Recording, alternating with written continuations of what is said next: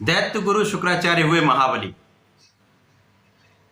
नौ ग्रहों में अत्यंत शुभ प्रभाव देने वाले, अत्यंत सौम्य ग्रह, जीवन के समस्त सुखों का उपार्जन कराने वाले दैत्य गुरु शुक्राचार्य 29 नवंबर को अपनी राशि का परिवर्तन करेंगे तथा अपनी नीच राशि से निकलकर अपनी मूल त्रिकोण राशि तुला राशि में प्रवेश करेंगे। अब जैसा कि ज्योतिषीय नियम है, जब भी कोई ग्रह स्वराशि का, उच्च राशि का मूल त्रिकोण राशि में प्रवेश करता है तो उसका बल बढ़ जाता है। यहाँ तो शुक्राचार्य जब अपनी मूल त्रिकोण में प्रवेश करेंगे तो इनके बल में अत्यंत वृद्धि होने वाली है, क्योंकि यहाँ पर एक महाराजयोग का निर्माण होगा। जय श्री गणेश, नमस्कार। मैं आचार्य संजय द्विवेदी। मेरे समस्त प्रबुद्ध दर्शकों का मेरे चैनल पर हार्दिक स्वागत है। आज मैं शुक्राचार्य के राशि परिवर्तन प्रभाव को लेकर आपके सम्मुख उपस्थित हूँ।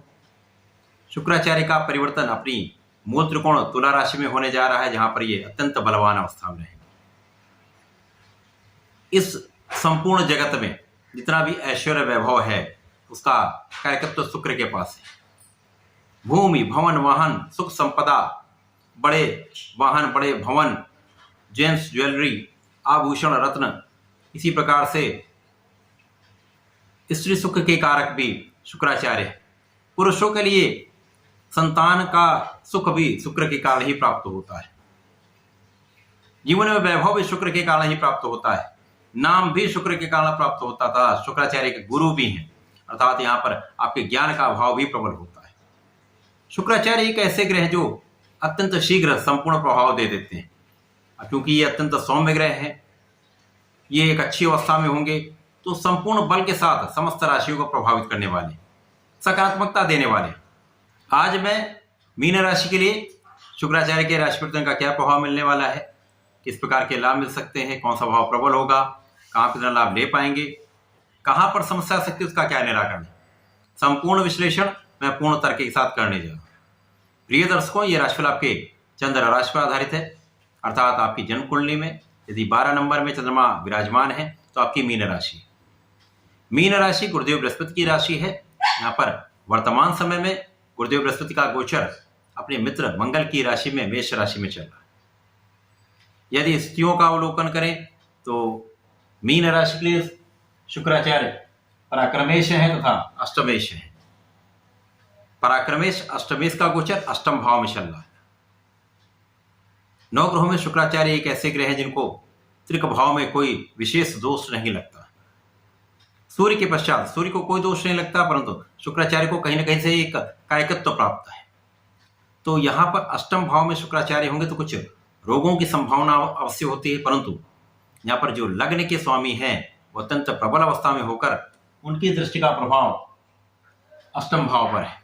क्योंकि यहाँ पर द्वितीय भाव में गुरुदेव का गोचर चल रहा है, द्वितीय भाव में होकर इनकी सीधी दृष्टि का प्रभाव शुक्राचार्य पर भी होगा, उनकी राशि पर भी होगा, इस अष्टम भाव पर भी होगा। तो निश्चित रूप से यह अत्यंत प्रबल अवस्था है। इस समय में अचानक धन प्राप्ति का योग संपूर्ण रूप से बन रहा है। आकस्मिक धन का लाभ अवश्य होता है, चाहे वो कुछ मात्रा में हो या बड़ी मात्रा में हो। यदि आपकी कुंडली में एक विशेष स्थिति बन रही है तो ये बड़ा धन लाभ आपको हो सकता है।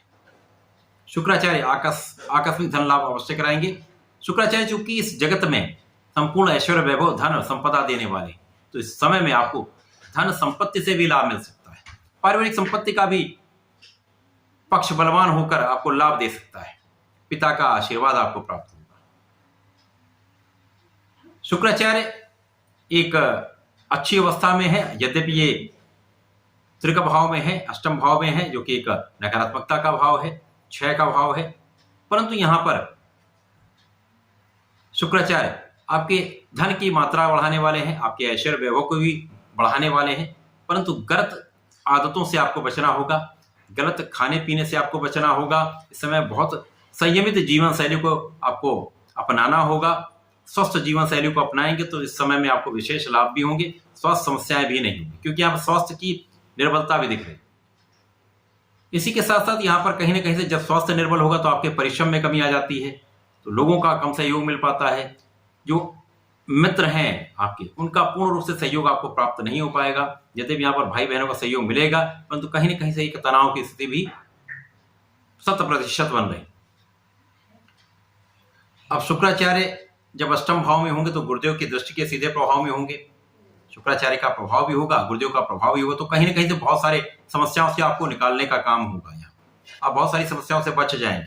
स्वास्थ्य भी जो निर्बल होगा वो यहाँ पर बैलेंस हो जाएगा, तो बहुत कष्टदायक स्थिति नहीं बन रही। इसी प्रकार से धन की प्रबलता तो मिल ही रही है, साथ में कहीं ना कहीं से आपके कार्य बन जाएंगे। अचानक कुछ कार्य यदि आप सही निर्णय नहीं लेंगे तो कुछ कार्य बिगड़ भी सकते हैं। वाणी आपकी अच्छी रहेगी, वाणी संयमित रहेगी, वाणी का आप ध्यान रखेंगे तो बहुत सोच विचार कर निर्णय लेंगे तो जीवन में आपको प्रगति का अवसर अवश्य प्राप्त होगा। ये समय ठीक है, बहुत समस्याग्रस्त नहीं है, परंतु कहीं ना कहीं से बचाव की आवश्यकता है, उससे सावधान रहने की आवश्यकता है। मीन राशि के जातकों को नियमित रूप से भगवान श्रीहरि की शरण में रहना चाहिए। ओम नमो भगवते वासुदेवाय का जप करना चाहिए। प्रत्येक गुरुवार को विष्णु सहस्त्रनाम का पठन करें अथवा श्रवण करें तथा हनुमानाष्टक का पाठ नित्य करना चाहिए। यदि आप ऐसा कर लेंगे तो बहुत सारे कष्टों से बचेंगे, समस्याओं से बचेंगे, लाभ अवश्य प्राप्त होगा। तो ऐसा करके इसका लाभ लें। धन्यवाद, नमस्कार।